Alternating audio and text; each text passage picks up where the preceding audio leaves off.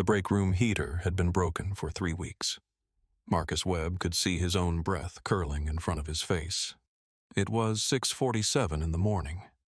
He was signing out of his shift at the warehouse on the edge of the city. October had come like a punishment. The warehouse seemed to absorb the cold rather than resist it. The clipboard was metal. The metal was ice against his fingers. The pen didn't work at first. He had to scribble hard circles in the corner of the page before the ink came through. His hands were shaking, not from the cold, from something else, something he recognized the way a man recognizes a sound that used to mean danger. Marcus Webb was 32 years old. Most mornings he felt 45. He worked in a medical supply warehouse, 12-hour shifts, loading, unloading, verifying inventory, the kind of work that doesn't require a college degree, but it requires every muscle in your body to remember how to hurt. His hands were calloused.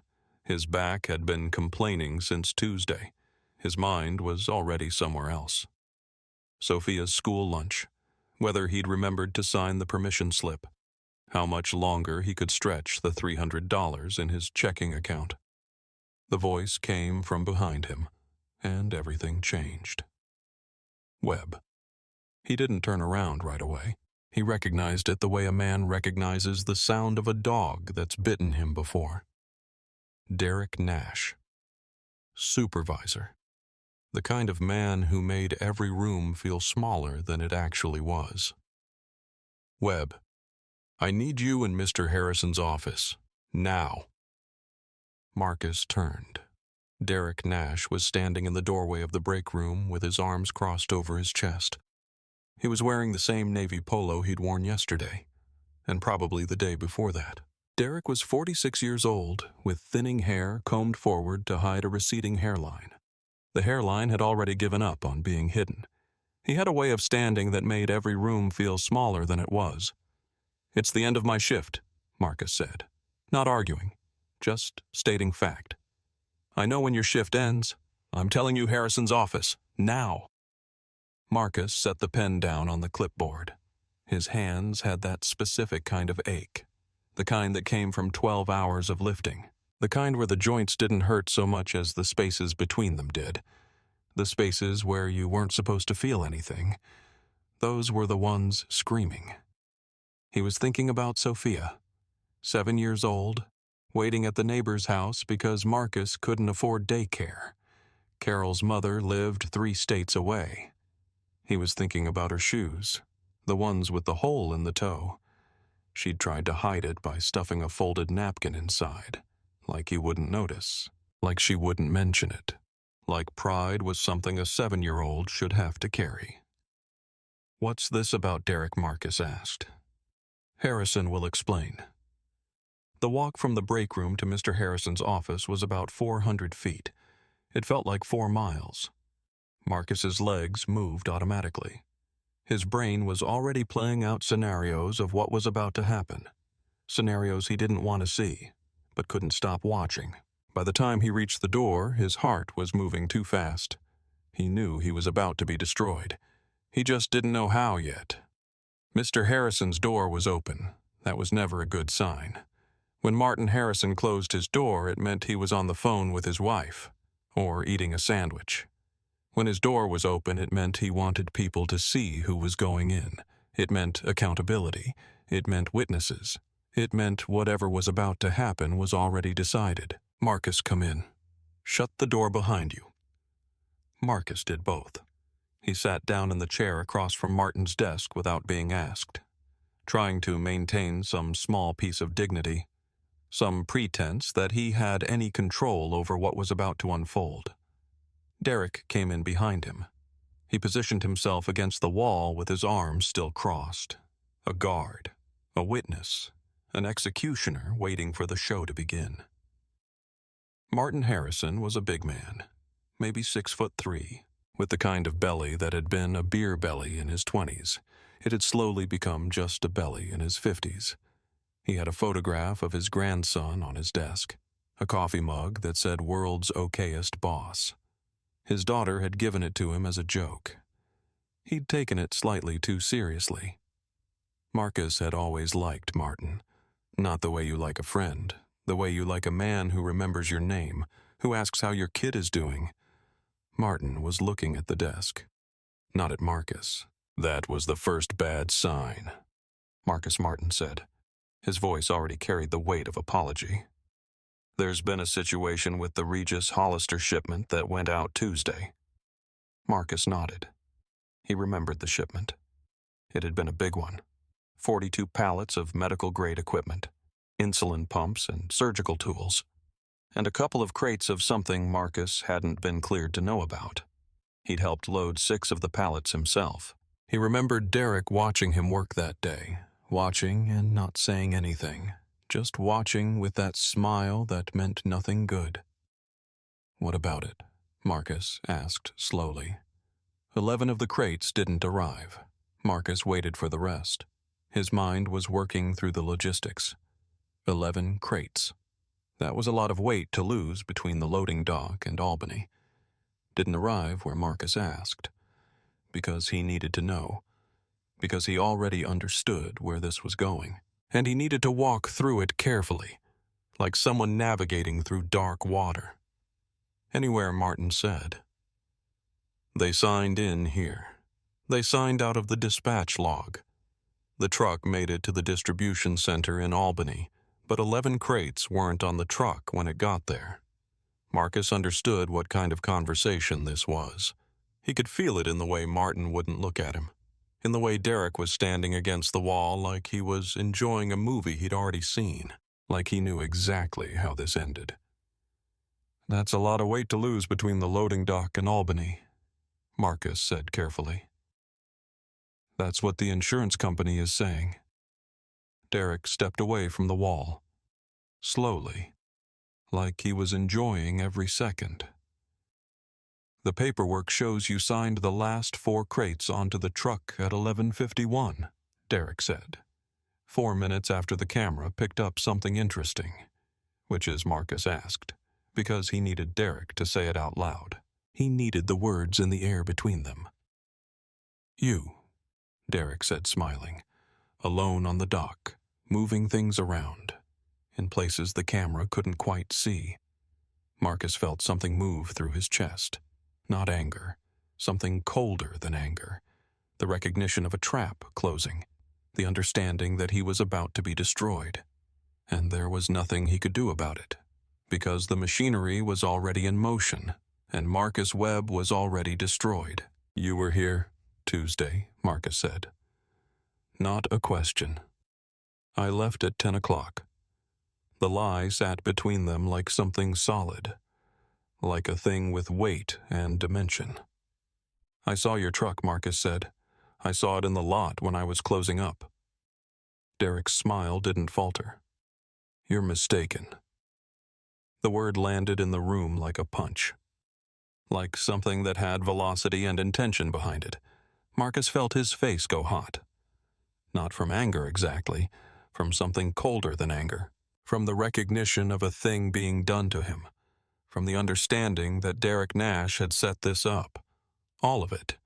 And now Marcus was trapped inside the machinery of it, and Derek was watching him understand that he was trapped, and Derek was enjoying that understanding. Marcus turned back to Martin. "Martin, I didn't take those crates. I know you didn't, Marcus. Then why are we having this conversation?" "Because it's not up to me," Martin said quietly. "The insurance company is driving this, and corporate, they want somebody off the payroll while the investigation runs. If it clears, you might be able to come back." The word might hung in the air like a suspended sentence. Marcus's hands were shaking now. He tried to steady them by pressing them against his thighs, but it didn't work. His whole body understood what was happening, even though his mind was still trying to process it. "Martin, I have a kid," Marcus said. "I have a 7-year-old daughter, and her mother's been gone for 4 years, and I have rent due on the 15th. I know. I know all of it. I'm sorry. You're sorry. I am." Martin pushed a piece of paper across the desk. It was a termination notice. already signed by someone in HR whose signature Marcus didn't recognize. The reason for termination was listed as pending investigation, loss of corporate property, probable cause. Everything about it was correct. His name was spelled correctly. His employee ID was correct. The date was correct. Everything was perfect, except for the part where it said he had done something he had not done. Marcus picked up the pen off Martin's desk. For a moment, his hand shook so badly he thought he might not be able to write. Then something shifted. Something inside him decided to surrender, and in that surrender he found a kind of clarity. He signed the notice. His signature was steady, clear, the signature of a man who was already gone. "If it clears," Martin whispered, "you might be able to come back." Marcus looked at Martin with something like pity. "We both know that's not how this works." He stood up. Derek was still against the wall. Marcus walked past him close enough that their shoulders almost touched. Derek didn't move. Marcus didn't look at him. At the door, he stopped. He didn't turn around to see Derek's face. He didn't need to. "Derek," he said. "Yeah, your lanyard's showing." Derek's hand went to his collar before he could stop it. He felt the lanyard under his shirt, the key tucked against his chest, the evidence of his own theft, hidden under his shirt the whole time. It was the evidence that he'd been here, that he'd done it, that he'd set this up. Marcus turned back to look at him one more time. Their eyes met. Neither of them said anything else. Derek's smile was gone now. He understood. Marcus knew, and there was nothing Derek could do about it, because the machinery had already crushed the wrong person, and Derek had already gotten away with it. Marcus walked out. The drive home took 40 minutes. Marcus's hands gripped the steering wheel so tightly his knuckles turned white. The radio wasn't on. He didn't have the capacity to hear music or voices, or anything except the sound of his own breathing, the sound of the engine, the sound of his life ending in real time. Sophia was waiting at Carol's house. Carol was his neighbor. She watched Sophia sometimes when Marcus was working the night shift. She never asked for money. She just did it because that's the kind of person she was. The kind of person who helped. And Marcus had never been able to adequately thank her, because there wasn't a currency for that kind of kindness. "How was work, sweetie?" Carol asked when Marcus picked up Sophia. "Fine," Marcus lied. "Long shift, but fine." Sophia held his hand as they walked to the car. Her hand was small and warm and trusting in a way that broke his heart, because she had no idea what was about to change. She had no idea that her father had just lost his job, and that everything they'd managed to build was about to come down. "Dad, when are we going to get my boots?" Sophia asked as they drove home. "My old ones are getting gross." The boots. He'd promised her boots 3 weeks ago, when he thought the money was there, when he thought his job was stable, when he thought he had any control over anything at all. "Soon," Marcus said. "We'll get your boots soon. You said soon last week." "I know, but we'll get them, I promise." Sophia was quiet for a moment. "Then, is everything okay, Dad? You sound sad." Marcus's hands tightened on the steering wheel. His daughter was 7 years old, and she could already read him like a book. She could already sense when something was wrong, when the world was shifting, when her father was falling. "Everything's fine, honey," he said. "Everything's going to be okay." She didn't say anything else. She just looked out the window at the city passing by, and Marcus realized that his daughter understood, on some level, that he was lying, that everything was not fine, that everything was about to get much worse. At home, their small apartment on the 3rd floor of a building that smelled like old carpet and someone else's cooking. Marcus helped Sophia with her homework. She was learning to read. She was already better at reading than a lot of kids her age. She could sound out words that didn't make sense, could understand stories about things she'd never experienced. Marcus wondered if she read because she loved it, or because she needed an escape, because she needed a way out of a reality that was too much for a 7-year-old to carry. After Sophia went to bed, Marcus sat at the kitchen table with a glass of water he didn't drink. He stared at the wall and thought about rent. Rent was due on the 15th. That was 10 days away. He had $0 in his checking account and $32 in his savings account and a daughter who needed shoes. He thought about calling Martin. He thought about calling Derek. He thought about doing a lot of things that wouldn't matter because the decision was already made, and the machinery was already in motion, and Marcus Webb was already destroyed. He sat there until 2 in the morning. Then he went to bed. He didn't sleep. He just lay there in the dark and thought about how to tell his daughter that her world was about to change. How to explain that sometimes the people you trust will betray you.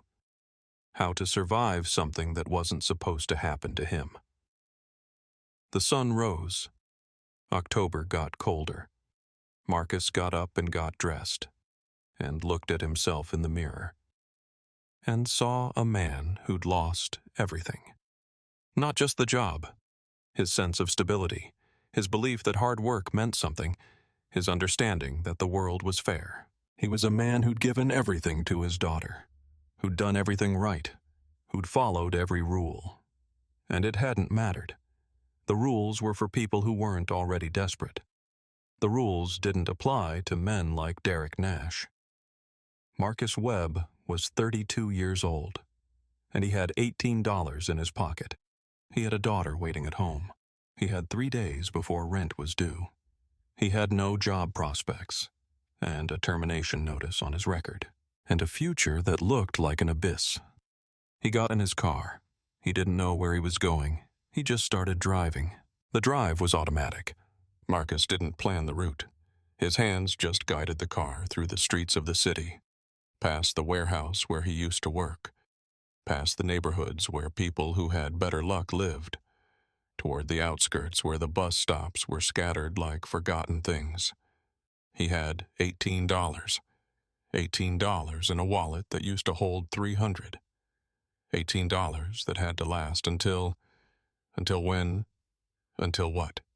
Until he figured out how to live, how to survive, how to explain to his daughter that the world wasn't as safe as he'd told her it was. Sophia's school backpack was in the back seat. She'd left it there yesterday, her artwork taped to the dashboard. One drawing showed a stick figure with a wrench in his hand. Dad fixes things she'd written underneath in careful letters. 7-year-old handwriting, letters still learning their shapes. Marcus looked at that drawing, and something broke inside him. He'd fixed things his whole life. He'd fixed his life after Sophia's mother left. He'd fixed his job by working harder than anyone else. He'd fixed his apartment by doing repairs himself instead of paying someone. He'd fixed his daughter's world by making sure she always felt safe, always felt loved, always felt like she mattered. And none of it had mattered.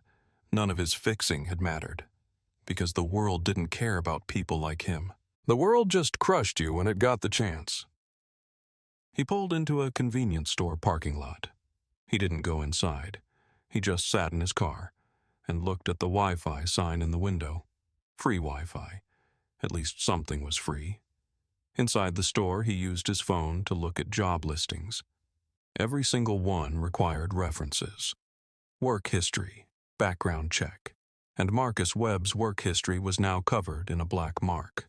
Pending investigation, and no one would hire him, because no one hired people who'd been accused of theft. Even if they hadn't done it. Even if it was all a lie. Even if the world knew they'd been set up. He looked at his phone's battery. 7%. He drove to a park, parked in the shade, and sat there thinking about what comes next. When you have nothing. When all your moves have been played. When the board is empty except for the pieces that hurt you. The sun was moving across the sky. October afternoon getting colder. Marcus didn't move. He just sat there in his car and felt the weight of his own existence. The weight of being alive when everything seemed like a burden. The weight of being responsible for a daughter who was waiting for him to fix this, like he fixed everything else. He drove without destination. He found himself heading toward the bus stop on the edge of the city, the one he'd passed 1,000 times, the one where nothing ever happened. It was just a place where people waited, where people stood in the cold and waited for something to pick them up and take them away. The bus stop was empty except for one person. A woman was sitting on the bench alone, shaking. She wore an expensive-looking dark coat, the kind of coat that costs more than Marcus made in a month.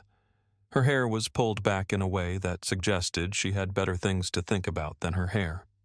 She was shaking, not from cold, exactly, from something deeper, from something broken. Marcus recognized that look because he wore it himself now. He was going to drive past. He'd already lost his job. He was about to lose his apartment. He had $18 and a daughter waiting at home. And this woman, this stranger, was someone else's problem, not his. He pulled over anyway. He got out of his car before he could talk himself out of it. His legs moved automatically, like someone else was controlling them. He walked toward the bench. The woman looked up at him with eyes that said she was used to being in control of things and had just lost that control about 5 minutes ago. "Are you okay?" Marcus asked. She didn't answer immediately. She looked at him like she was trying to figure out if he was trustworthy, if this was a trick, if asking for help from a stranger was a mistake she was about to make. "I'm fine," she said finally. But she wasn't fine. She was shaking, and alone, and something inside her had broken. "You're shaking," Marcus said. "I'm cold. It's 68 degrees. She smiled a little at that, despite herself, like she'd been caught in a lie, and could see the humor in it. "Okay, I'm not fine, but I will be." Marcus nodded. He understood. He wasn't fine either, but he would be. Eventually. Somehow. People always were. Even when it seemed impossible. Even when the world crushed you and left you on the pavement, you eventually got up and moved forward. Because that's what you had to do. That's what survival meant. He looked at this woman, and he saw his own future. Alone. Broken. Waiting for something to pick her up and carry her away.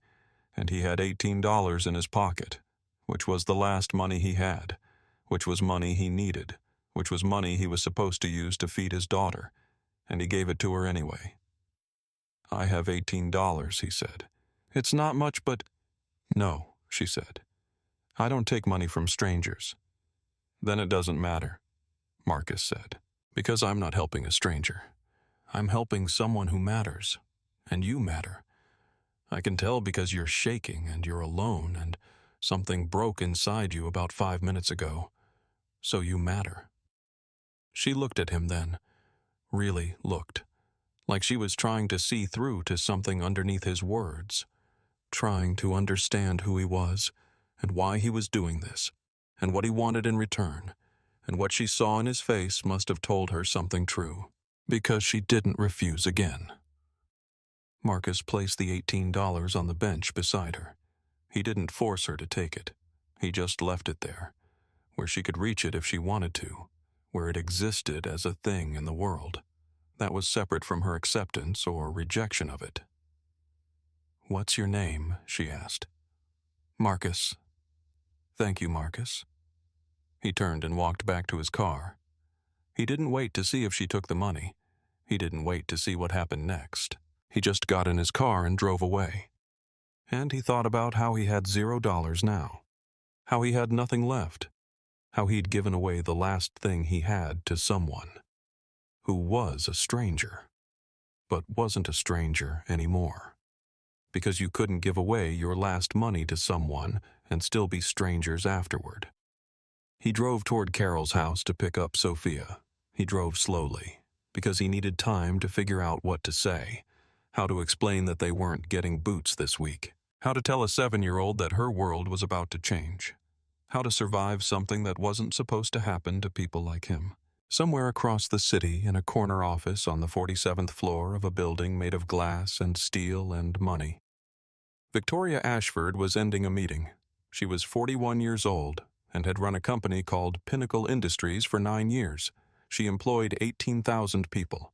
She had $2 billion in assets. She sat in meetings with people who made $500,000 a year and listened to them explain things she already understood, and thanked them for their time, and watched them leave, grateful that they'd had the chance to exist in the same room as her. Everyone wanted something from her. No one wanted anything from her in return, except more of what she'd already given. Victoria was profoundly, catastrophically lonely. Not the way other people got lonely. The way you got lonely when everyone around you wanted something from you. When you'd built walls so high that no one could reach over them. When you'd spent so many years being in control that you'd forgotten what it felt like to lose it, to break, to need someone else to hold you together. She was in her office, looking at quarterly projections, when her COO knocked. The Regis Hollister audit came back, he said. It wasn't the warehouse worker. It was Derek Nash and the VP of operations. They were stealing medical equipment and reselling it on the black market. We have evidence. Victoria's hands went still. She was thinking about a man she'd never met. Marcus Webb, a warehouse worker, who'd been innocent and had been fired anyway, had been blamed for crimes he didn't commit, had been destroyed by a system that didn't care about truth or justice, just about protecting itself. What happens to him? Victoria asked. Nothing. He's already terminated. His record is marked. No one will hire him now. Victoria stood up. She walked to her window and looked out at the city. Somewhere down there, a man named Marcus Webb was driving through the streets with nothing, with nowhere to go, with a daughter waiting at home, and a life that was falling apart, because Derek Nash had decided to betray him. She called her security team, the same security team that had been investigating the missing crates, the same team that had discovered Derek's theft. I want you to pull all security footage from the bus stop on 5th and Madison, she said. From the past month. I'm looking for someone. Who her chief investigator asked, I don't know. But when you find a man who does something good, you'll know it's him. It took 3 hours. Her investigator called her back with a video file. Victoria opened it. She saw a man get out of a car at a bus stop. She saw him approach a woman who was shaking.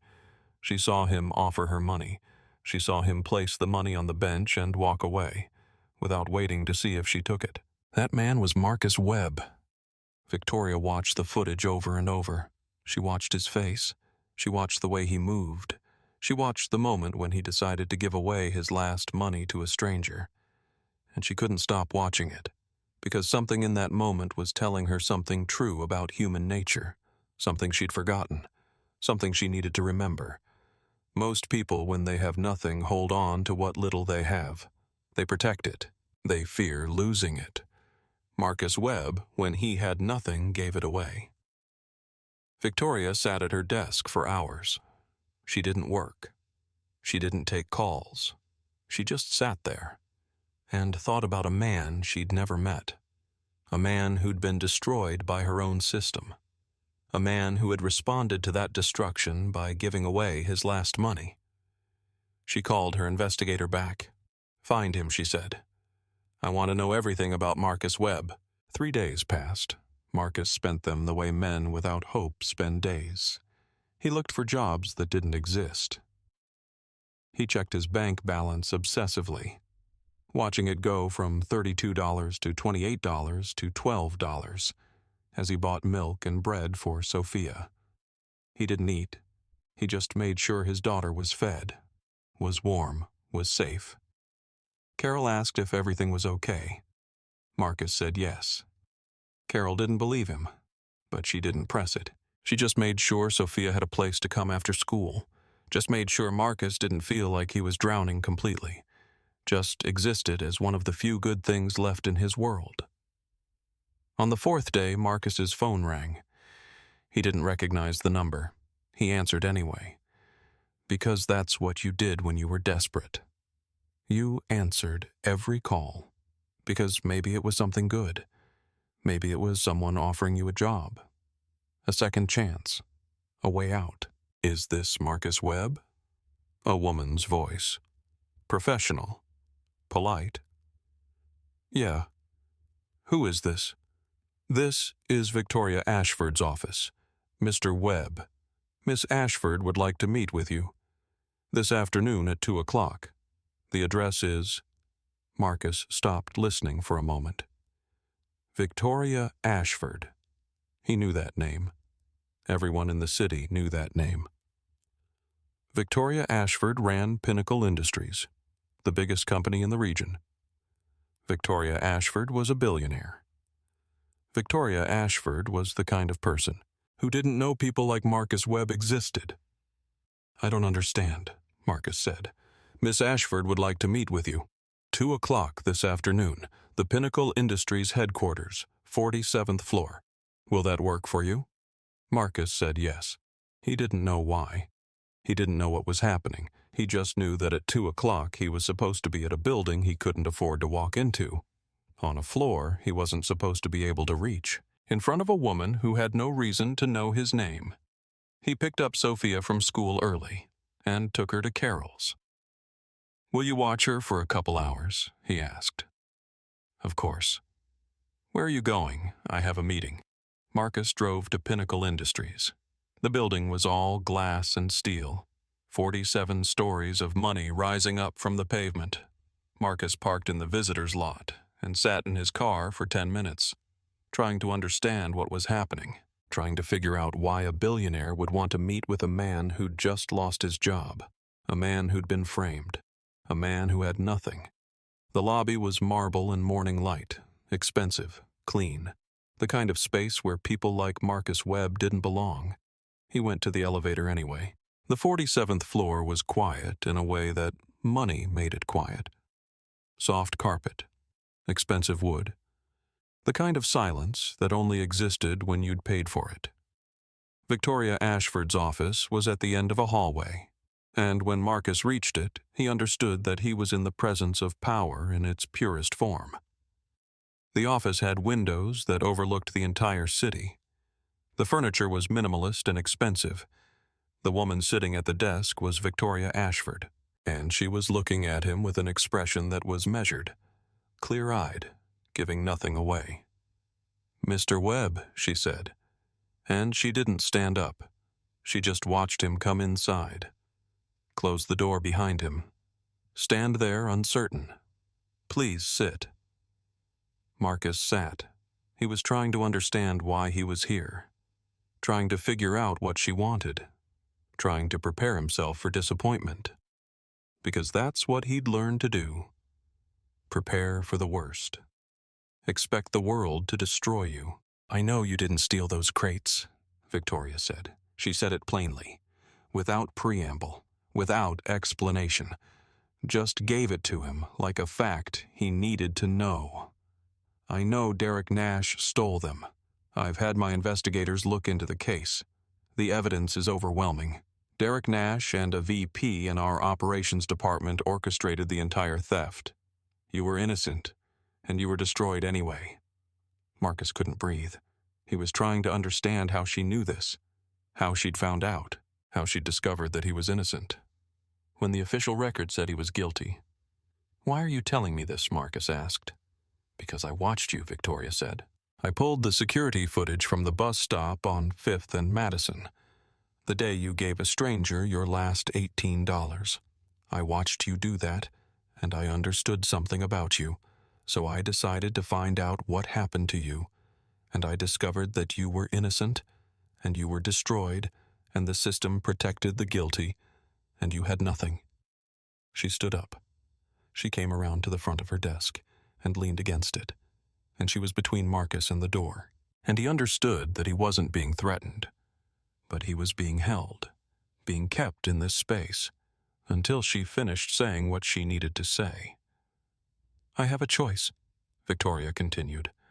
I can let the official channels work, which means you'll be involved in a lawsuit, which means you'll be fighting for years, which means your life will be defined by this moment for the rest of your life. Or I can offer you a different kind of opportunity." Marcus waited. "I'm offering you a position at Pinnacle Industries," Victoria said. "Security Systems Manager. $95,000 a year. Full benefits. You report directly to me. Your record is clean starting today. This is what happens if you say yes." Marcus thought about Sophia. He thought about her shoes. He thought about rent. He thought about the $18 he'd given to a stranger. And how that decision had somehow led here, to this moment, to this woman offering him a way out. "Why would you do that?" Marcus asked. "Why would you hire me?" Victoria was quiet for a moment. She was looking at him with an intensity that made him uncomfortable, like she was seeing through him, like she'd figured out who he was before he'd figured it out himself, because people who have lost everything often do their best work, she said finally. They have nothing left to protect. They stop being careful in the wrong ways. But more than that, I watched you choose kindness when you had nothing. I've spent 41 years building a company.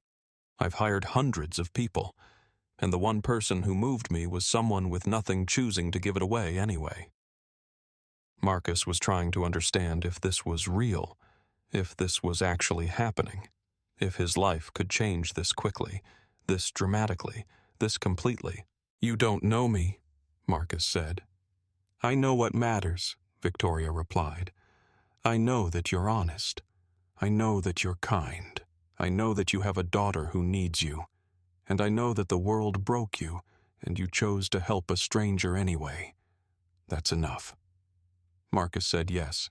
He didn't know why. He just knew that something had shifted, that some kind of door had opened, that the story of his life was about to turn into something different than what it had been before. Victoria walked him through the details. Health insurance that would cover anything Sophia needed. 3 weeks of paid vacation, which Marcus had never had before. A 401k, a pension. All the things that people with real jobs had. All the things that Marcus had never believed would be available to someone like him. "There's one condition," Victoria said. "You report directly to me, not to anyone else. Any questions, concerns, anything at all, you come to me. You don't go through management. You don't worry about office politics. You come to me." "Why?" Marcus asked. Victoria looked out her window at the city. She was quiet for a long moment. "Because honest people are rare," she said finally. "And when I find one, I don't let the system corrupt them." Marcus understood. He understood that she was saying something more than just the words she was saying.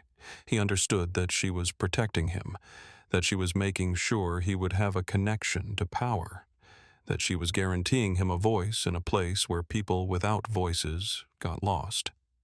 "When can I start?" Marcus asked. "Monday. That gives you the weekend to arrange childcare. Dress code is business casual. You'll be working security protocols, data breaches, network infrastructure. It's a learning curve, but you're smart. I wouldn't have hired you if I didn't think you could do this." Marcus left that office and rode the elevator back down to the lobby in a daze. He felt untethered from reality, like something fundamental had shifted in his world, like the universe had suddenly decided to be kind to him after months of cruelty. He drove to Carol's house and picked up Sophia. His daughter looked up at him with her small, serious face and asked, "Did the meeting go good, Daddy?" "Yeah," Marcus said. "Yeah, it went really good." "Are you happy now?" Sophia asked. Marcus thought about that question. He thought about how his daughter could read his emotional state, the way other people read books. He thought about how she'd been carrying the weight of his despair, absorbing it, letting it shape her understanding of the world. "I think I'm going to be," Marcus said. "Yeah, I think I'm going to be happy." That night, Marcus took Sophia to the shoe store. She picked out green shoes, because they were the color of a frog she'd seen at the Natural History Museum. She picked them out with the certainty of a child who finally believed that good things could happen to her, that her father could keep his promises, that the world wasn't completely broken after all. Marcus bought the shoes. He paid with money he'd just earned, instead of money he'd stolen.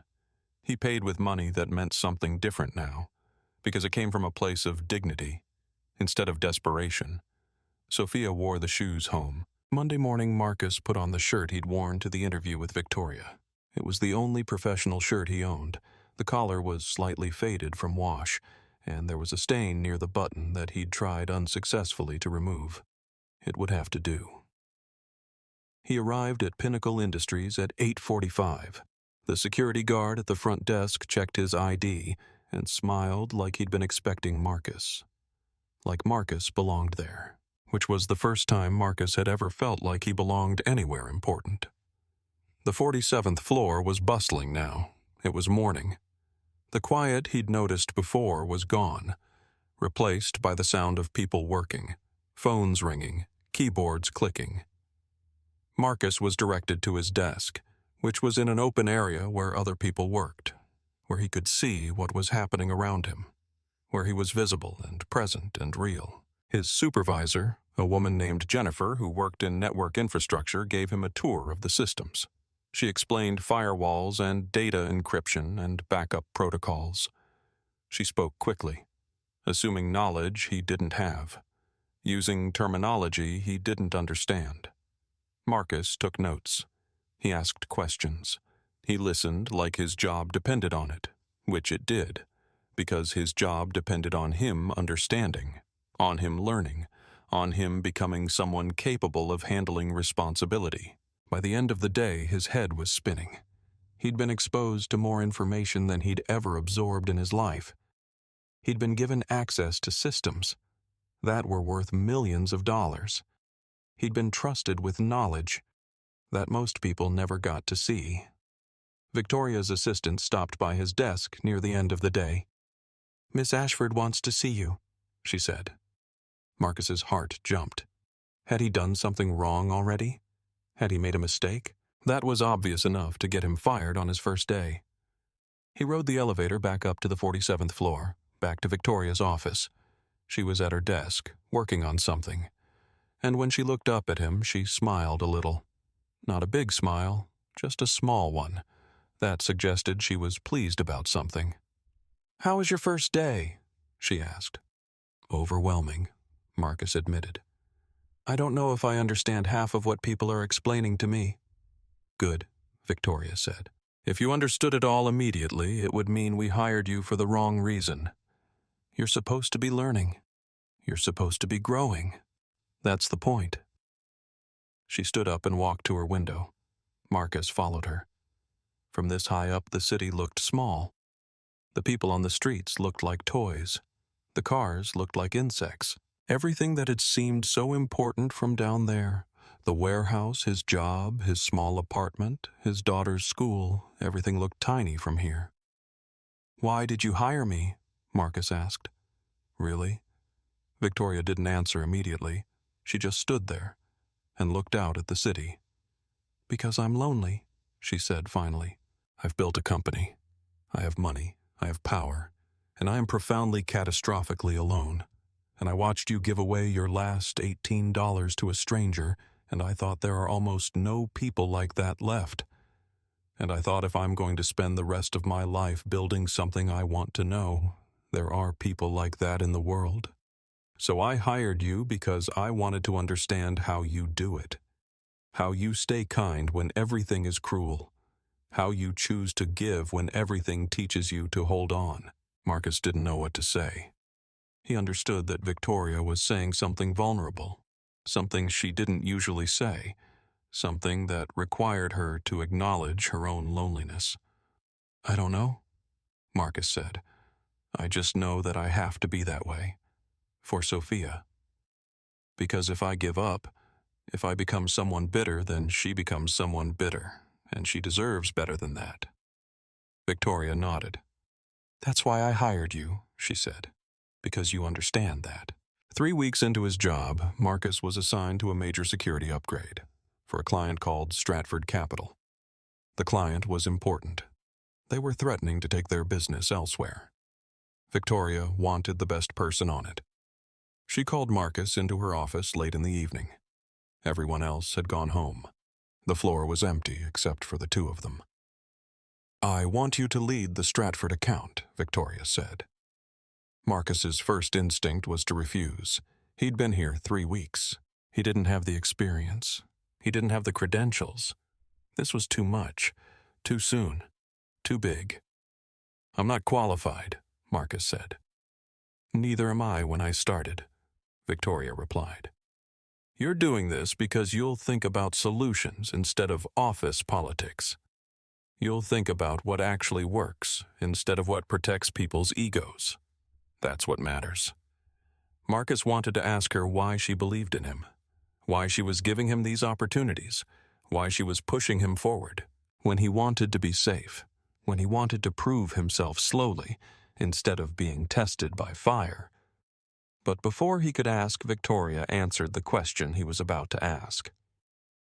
"Why do I believe in you?" she said. "Because you gave away your last $18 to a stranger at a bus stop. I've been rich my whole life. I've built a company. I've hired hundreds of people, and the one person who moved me was someone with nothing choosing to give. And I realized something. I realized that I don't know how to do that anymore. I've been protecting myself for so long that I've forgotten how to be vulnerable, how to give, how to risk losing something. So I hired you because I wanted to learn from you, because I wanted to understand how to be human again." Marcus understood that Victoria was lonely. In a way, he'd never been lonely. He'd always had Sophia. He'd always had someone who needed him, someone who loved him unconditionally, someone who kept him tethered to something real. Victoria had nothing like that. She had success and money and power, and absolutely nothing that mattered. "I'll do this right," Marcus said. "Not for the company. For you. Because you saw me." Victoria nodded, like she understood exactly what he was saying. 6 months passed. Marcus transformed the security systems at Pinnacle Industries. He worked late into the nights, learning, growing, understanding infrastructure, in a way that surprised even him. He was naturally talented at this. He could see problems that other people couldn't see. He could imagine solutions that didn't exist yet. And slowly something developed between him and Victoria. It wasn't obvious. It wasn't the kind of thing that would register to anyone watching from the outside. But it was there. Victoria started bringing him coffee when he was working late. Not asking what he wanted, just bringing it. Dark roast black the way he'd learned to drink it. She'd set it on his desk, and sometimes stay for a few minutes, sometimes just leave it and go. Once when he was presenting a security proposal to the executive team, Marcus looked at the framework Victoria's operations team had suggested and said, "That's dumb." The room went quiet. You didn't say things were dumb in executive meetings. You suggested alternatives. You were diplomatic. You protected people's egos. But Victoria had asked him to think about solutions instead of politics. Victoria looked at him across the room, and for a moment, nothing happened. Then she smiled. "Explain why it's dumb." And Marcus explained. And Victoria listened, and the framework was rewritten. And after the meeting, Victoria came to his desk. "Thank you for saying what you actually thought she said.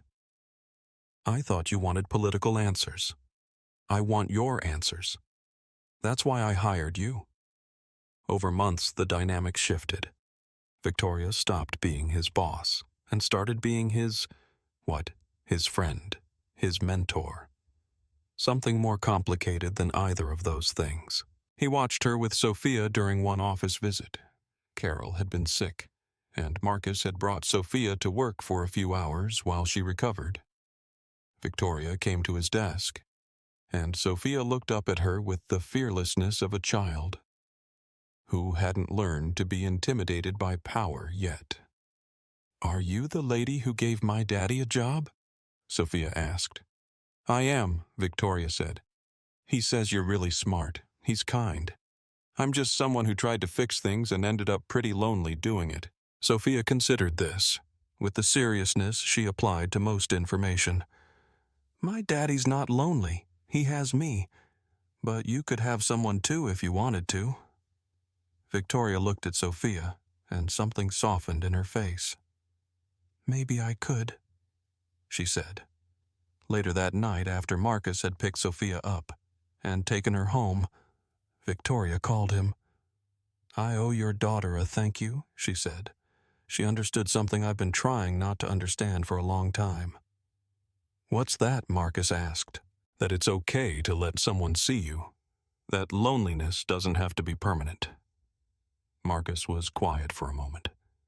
He understood that Victoria was saying something important, something vulnerable, something that was changing the nature of their relationship, from professional to something else entirely. "It takes courage," Marcus said, "to let someone see you, especially when you've spent your whole life making sure no one can." "I'm scared," Victoria admitted. "I've never done this before. I've never let anyone in." "I know," Marcus said. "But I'm not looking for your power. I'm not looking for your money. I just see you, the person underneath all of that. And I think she's worth knowing." The federal investigation into Derek Nash concluded in October, exactly 1 year after Marcus had lost his job. Derek Nash was arrested at his home, in front of his family, handcuffed and taken away. The news spread through the warehouse like fire. Derek Nash had stolen from the company. Derek Nash had set up an innocent man. Derek Nash was going to federal prison. Marcus received a call from the federal prosecutor. They wanted him to testify. They wanted to build a case around the gaslighting, the setup, the manipulation. They wanted Marcus to walk through the details of what had happened, to explain how Derek had done it, how calculated it was, how deliberate, how cruel. Marcus told them yes. He was terrified. He'd never testified in court before. He'd never been in a position where his words could determine someone else's fate. He'd never been the one with power over someone else's future. But he thought about Sophia. He thought about how Derek Nash had tried to destroy him, had tried to ruin his life, had tried to make sure he could never recover. And Marcus realized that if he didn't testify, if he didn't help make sure Derek faced consequences, then Derek would do this to someone else. Derek would find another innocent man and destroy him. Derek would use the same tactics, the same gaslighting, the same lies. So Marcus agreed to testify. The trial lasted 4 days. Marcus sat in the witness box and answered questions about his job, about the shipment, about the camera footage, about the lanyard. He talked about the moment Derek had told him he was mistaken, about how that word had felt like violence, about how gaslighting worked, about how it was designed to make you question your own reality. Derek's lawyer tried to discredit him. He asked if Marcus was biased. He asked if Marcus was being paid to testify. He asked if Marcus had any motivation beyond revenge. "I'm not looking for revenge," Marcus said calmly. "I'm looking for the truth. And the truth is that Derek Nash set me up. The truth is that he stole from the company. The truth is that he did this to protect himself. The prosecutor showed security footage. The prosecutor showed computer records. The prosecutor showed financial transfers. The prosecutor built a case so overwhelming that by the end of the trial it was clear to everyone in that courtroom that Derek Nash was guilty. The jury deliberated for 3 hours. They came back with a verdict. Guilty on all counts: theft, fraud, conspiracy, wire fraud, everything. Derek Nash was sentenced to 8 years in federal prison. After the sentencing, Derek's lawyer approached Marcus. "He wants to see you," the lawyer said. Marcus thought about that. He thought about going to visit Derek in prison, about sitting across from him. in a room where he had no power, where Derek had no power, where they could finally be equals. He decided not to go. "Tell him I don't need to see him," Marcus said. "Tell him I'm not thinking about him anymore. Tell him that I've moved on." It was true. Marcus had moved on. Derek Nash was going to prison. The truth had come out. Justice had been served, in whatever way justice gets served in the world, and Marcus had won. Not by destroying Derek, but by surviving, by building a life, by moving forward. Victoria and Marcus had dinner at his apartment for the first time. Victoria had never been to his neighborhood before. She'd never seen where he lived. The small third-floor apartment, with water stains on the ceiling, and carpet that was older than Sophia. She stood in his living room and looked around at his life. The drawings Sophia had made, the books they'd collected together, the small television, and the small furniture, and the smallness of everything. "This is where you live," she said. It wasn't a question, it was an observation. "Yeah," Marcus said. "It's not much, but it's ours." Victoria came closer to him. She was looking at a drawing Sophia had made. The one of Marcus fixing things. The one that had been taped to his dashboard for months. "You could have destroyed Derek," Victoria said quietly. "You could have testified with anger. You could have wanted revenge, but you testified with clarity. I've never seen that before." "Revenge would have given him power over me," Marcus said. Testifying truthfully just meant I didn't have to carry it anymore. I didn't have to hold on to the anger. I could just move forward. Victoria turned to face him. There were tears in her eyes. "I've been so afraid of being destroyed by someone," she said. "I built walls so high that no one could hurt me, but the walls also meant no one could reach me. And I'm tired of walls. I'm tired of being alone. I'm tired of building things that don't matter because no one's there to share them with." Marcus reached out and touched her face. He wiped away one of her tears. "You don't have to be alone anymore," he said. Victoria leaned into him, and for the first time in her adult life she let someone see her broken, and she didn't apologize for it. She didn't make excuses. She just let herself be held by someone who'd been broken too.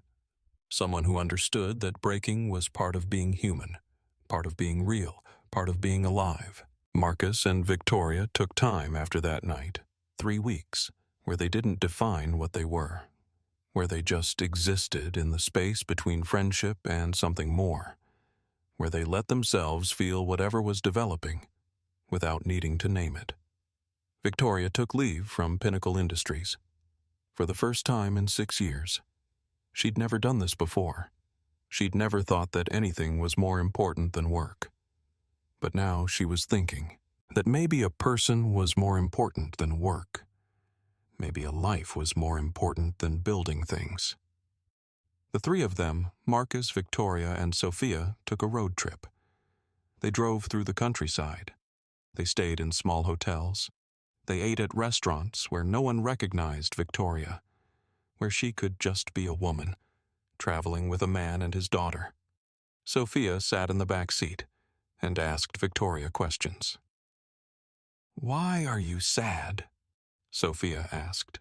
"Because I've been alone for a long time," Victoria said. "You could be not alone if you wanted to." "I know. I'm starting to understand that. My dad says that being alone is harder than being together." "Your dad is a very wise man," Victoria said. By the end of the trip, something had shifted. Victoria had decided she was going to change her life. She was going to step back from the constant grind of running a company. She was going to hire a president to help her manage the day-to-day operations. She was going to make space in her life for something other than work. And Marcus had decided. He loved her, not the billionaire, not the CEO, but the woman underneath, the one who was afraid, who was lonely, who finally let herself be seen. He loved her completely, Marcus planned the proposal without Victoria knowing. Sophia helped him. She kept it secret. She was 7 years old, and she understood that this was important, that her father was about to ask the woman he loved to marry him, that everything was about to change. He got permission from the city to install a small plaque at the bus stop where they'd met. It took weeks of paperwork and conversations with city officials, but eventually it was done. The plaque read, "Kindness has been known to stop here." On a Saturday afternoon, Marcus drove Victoria to the bus stop without telling her why. He said he wanted to show her something. He said it was important. When they got there, she saw the plaque. She read it. She understood immediately what it meant. Marcus got down on one knee. "I'm not asking you to make me whole," he said. "I'm asking you to let me make you less alone. I don't fix people. I see them, and I see you. I've been seeing you since that moment when you saw me at this bus stop. Will you marry me?" Victoria said yes. She was crying. She was laughing. She was breaking down. In a way, she'd never allowed herself to break down before. "Yes," she said. "Yes, I will marry you." The wedding was small, 23 people, friends who had become family. Carol was there. The investigator who had discovered Derek's guilt was there. Some of Victoria's executive team was there, and they looked confused about why their CEO was getting married at a bus stop. But they came anyway, because Victoria had asked them to. Marcus wore a suit that actually fit him now. Victoria wore a simple white dress that didn't cost more than his car. Sophia stood between them, holding a small bouquet, understanding at 7 years old that something important was happening, that her world was about to expand. They exchanged vows. Marcus said, "I didn't know who you were at that bus stop, but I would have helped you anyway, because that's who I am. And somewhere along the way, you decided that was enough, that I was enough, and that's all I ever needed to hear." Victoria said, "You pulled over when you didn't have to. You gave away money you didn't have, and you never asked for anything in return. I have spent my life searching for someone like that. I'm going to spend the rest of my life making sure you never regret finding me." They kissed. It was not a long kiss. It was a small, correct kiss. The kind of kiss that said they understood each other. The kind of kiss that meant everything. 23 people applauded. A few cars honked as they drove by, although none of the drivers had any idea what had happened on that sidewalk. That was okay. The wedding didn't need to be public. It didn't need to be witnessed by the world. It just needed to happen. And it did. They went to a restaurant nearby, one that had a back room. They ate for hours. They told stories. Carol told a story about the time Marcus had fixed her radiator without asking for money. Someone told a story about Victoria staying up all night to solve a company crisis. Sophia told a story about finding a worm in the garden and letting it go back to the dirt because that's where it belonged. People laughed. Some people cried. Everyone understood that they were witnessing something real, something that mattered, something that had changed the trajectory of everyone's lives. 1 year later, Marcus and Victoria were both still alive, both still together, both still growing. Marcus had been promoted to Vice President of Security Systems at Pinnacle Industries. It wasn't a handout. He'd earned it. He'd worked for it. His team respected him. Because he was fair, because he listened, because he understood. That power was about serving people, not controlling them. Victoria still ran Pinnacle Industries, but differently now. She'd hired a president to handle day-to-day operations. She took 3-day weekends. She laughed more. She smiled more. She was a different person than she'd been before. Softer, more vulnerable, more human. Sophia was 8 years old now. She went to a good school. She had friends. She was smart and kind and confident. She'd internalized her father's lesson, that being good mattered, that being kind mattered, that being honest mattered. These things shaped who you became. Derek Nash was in federal prison, working in the kitchen, no longer having power over Marcus's thoughts. Marcus had learned to let him go, to stop carrying the weight of Derek's cruelty, to understand that revenge wasn't victory. Moving forward was victory. One evening, Marcus stood on the back patio of the restaurant where they'd had their reception. The restaurant had a back patio with one string of lights over it. The air was cold. October again. A year full circle, from where everything had started. Marcus stood there alone for a moment and thought about everything that had happened. He thought about the moment he'd given away his last $18. He thought about how that moment had seemed like everything to lose, how it had seemed like the end of his world, how it had turned out to be the beginning of everything. He thought about Derek. He thought about how easy it would have been to let Derek destroy him, how easy it would have been to become bitter, how easy it would have been to give up. But he hadn't done any of those things. He had kept moving. He had kept being kind. He had kept being honest. And because he'd done those things, doors had opened. Opportunities had appeared. A woman had seen him at a bus stop and understood something true about him, something worth protecting, something worth building a life around. Most people who give away their last $18 get nothing back. That's the truth. Marcus had been lucky. But the real lesson wasn't about luck. The real lesson was I became the kind of person who would give away his last money anyway. I became someone who could choose kindness, even when everything taught me to choose protection. I became someone who could see a stranger's pain and recognize it as something that mattered, and she saw that person, and she decided to marry him. The door to the patio opened. Victoria came out. She had a small glass of wine in her hand. She came over and stood next to him and looked up at the stars. "You're missing the party," she said. "I'm coming back in," Marcus replied. She took his hand. She held it properly. Fingers through fingers. The way two people hold hands when they're not performing for anyone. When they're just holding hands. Because that's what two people who love each other do. "Thank you," Victoria said. "For what?" "For pulling over." Marcus laughed quietly. "You're welcome. I'd do it again." "I know," she said. "That's why I married you." They stood there under the string of lights, under the cold October sky, under the stars that only seemed to shine when you were happy enough to notice them. Two people who had been two different kinds of alone and had found each other at a bus stop and had learned that being together was better than being alone, that being seen was better than being successful, that being loved was better than being powerful. Inside the restaurant, Sophia was telling Marcus Pell, a friend of Victoria's, who was listening with enormous seriousness, about a worm that a substitute teacher had once eaten on a dare.